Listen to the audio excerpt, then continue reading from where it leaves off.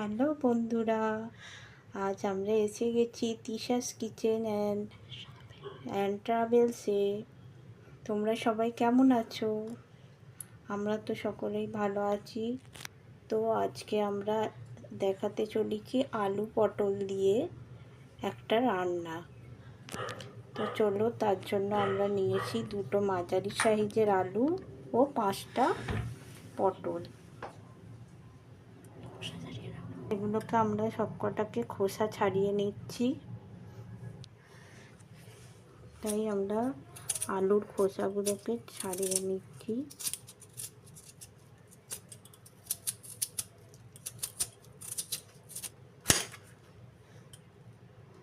আমরা পটলগুলোকে এমনি খোলা ছাড়াবো না, জাস্ট চেঁচে নেবো। এরকম করে হালকা হালকা চেঁচে নেব।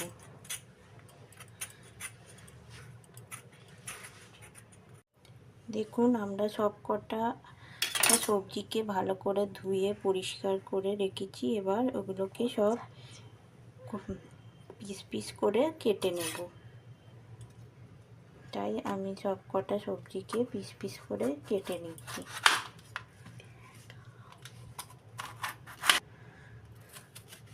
খুব মাঝারি সাইজের মাপের করব আলুগুলোকে, খুব ছোটো করব না, বড় করব না।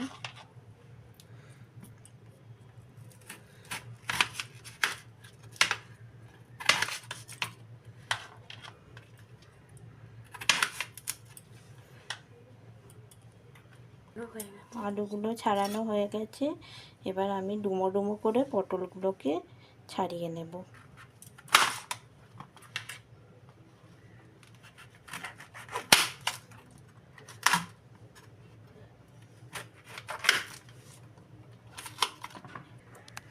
আমাদের এখানে দেখতেই পাচ্ছ সব সবজি কাটা হয়ে গেছে। মশলা তৈরি করার জন্য আমরা নিয়েছি কুচানো পেঁয়াজ। একটা পেঁয়াজ আমরা ব্লেন্ড করে নেব, আর একটা তরকারিতে ভেজে দেব। যেন পেঁয়াজ নিয়েছি, টমেটো, কাঁচা লঙ্কা আর আদা রসুনটা আমার আগে থেকেই পেস্ট করা ছিল, তাই আর করলাম না।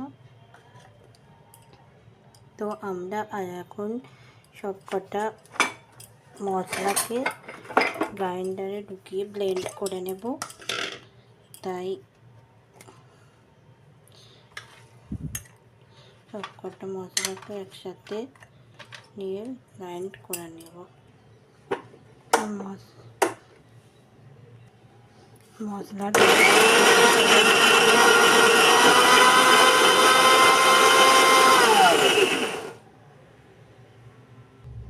দেখুন, আমাদের মশলার পেস্ট তৈরি হয়ে গেছে। এবার আমরা রান্না শুরু করব। কড়া জ্বালিয়ে নিলাম। কড়া জ্বালিয়ে কড়ায় তেল দিয়ে দিলাম।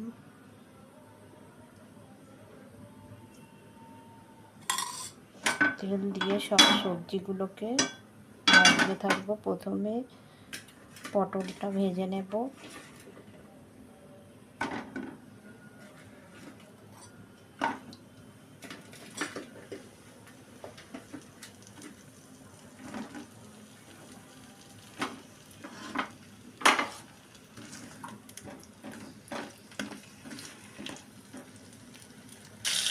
একটু হলুদ ও একটু নুন দিয়ে পটলগুলোকে ভাজতে থাকছি। পটলগুলোকে এপিট ওপিট করে ভালো করে ভেজে নেব। পটলগুলো লালচে হয়ে গেলে এবার আমরা পটলগুলোকে সব একে একে তুলে নেব।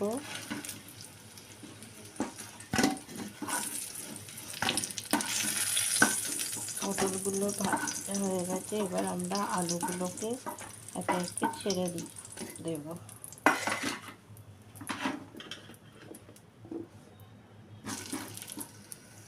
আমরা আলুগুলোকে লাল লাল করে ভেজে নিচ্ছি। দেখুন, আলুগুলো লালচে রঙ ধরে এলে তুলে নেব। আলু ভাজা হয়ে গেছে, এবার আমরা সব আলুগুলোকে একে একে তুলে নেব।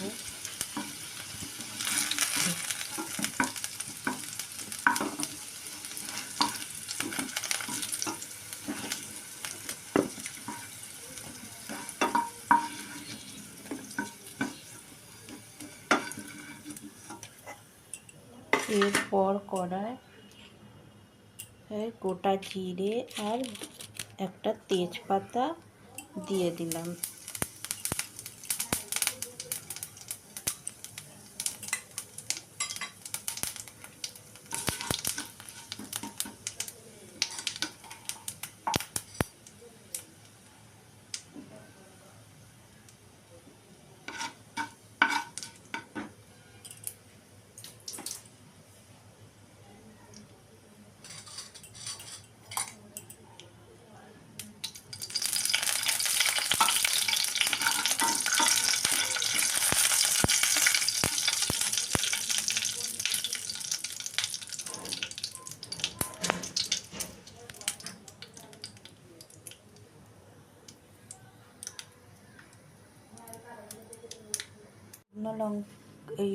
এবার আমরা পেঁয়াজ কুচানো পেঁয়াজ দিয়ে দিলাম।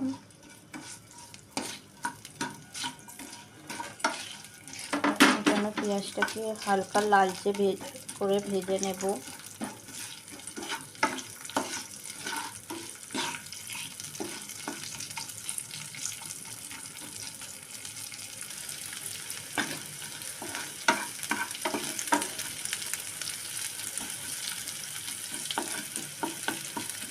পেঁয়াজটা লালচে হয়ে গেছে হালকা, এবার আমার মশলাটা দিয়ে দেব।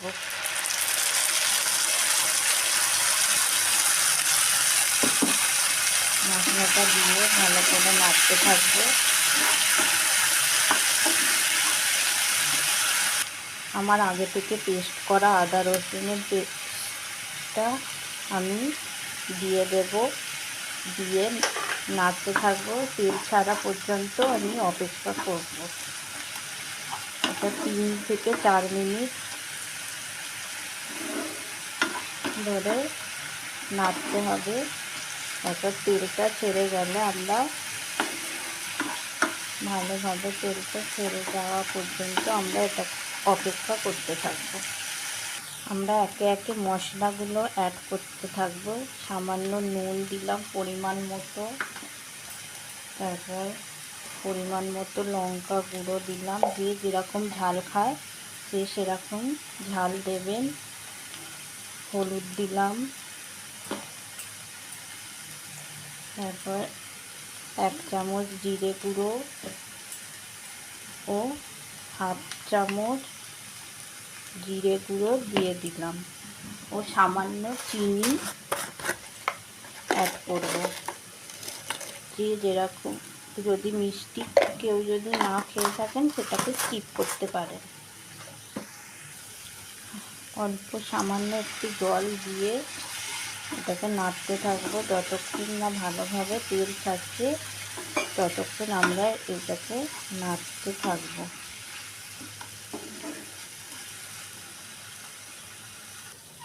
এক চামচ কাশ্মীরি রেড চিলি দিলাম, দিয়ে নাড়তে থাকবো। হালকা জল দেবো, একটু ধরে ধরে আসছে বলে হালকা অল্প করে জল দিয়ে নাড়তে থাকবো। দেখছেন জল দিয়ে দিয়েছি, এবার ফুটতে শুরু করেছে। এবার আমি একটা থালা চাপা দিয়ে দেব। থালা চাপা দিয়ে আমি 5 মিনিট পর ফিরে আসছি। তেল ছেড়ে গেছে, দেখতেই পাচ্ছেন। তেল ছেড়ে গেলে এবার আমি আলু আর পটলগুলো অ্যাড করে দেবো।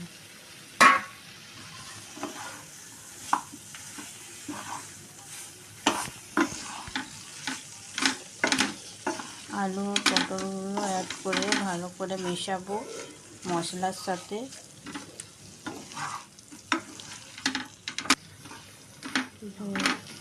ভালো করে মিশিয়ে একটু অনেক কষিয়ে নিয়ে মশলার সাথে ভালোভাবে কষিয়ে নিয়ে আমরা জল দিয়ে দিলাম।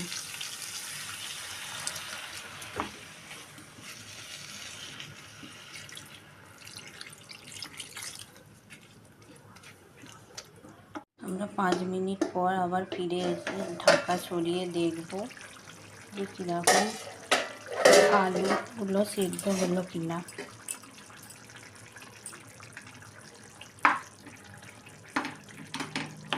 আলুটা আরেকটু হবে সেদ্ধ, তাই তাই থালাটা দিয়ে আরেকবার চাপা দিয়ে দেব। থালাটা সরিয়ে দেখি ভালোভাবে সেদ্ধ হয়েছে কিনা আলুটা। আলুটা সেদ্ধ হয়ে গেলে, হ্যাঁ, আলু ভালোভাবে সেদ্ধ হয়ে গেছে। এবার আমরা দেখুন কত সুন্দর আলুটা সেদ্ধ হয়ে গেছে এবং আমাদের তেলও ছেড়ে গেছে। দেখছো কত সুন্দর কালারটা হয়েছে। এবার আমরা সামান্য গরম মশলা দিয়ে একটু নেড়ে নেব।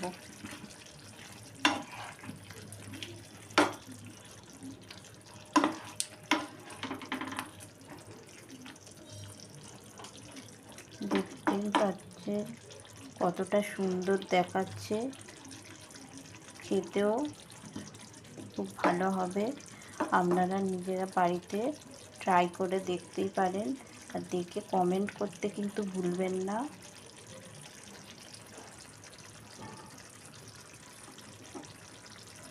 কমেন্ট, লাইক ও সাবস্ক্রাইব করে দেবেন আমার চ্যানেলটিকে। আমি তরকারিটা ঢেলে ফেলবো, একটি পাত্রে ঢেলে ফেললাম।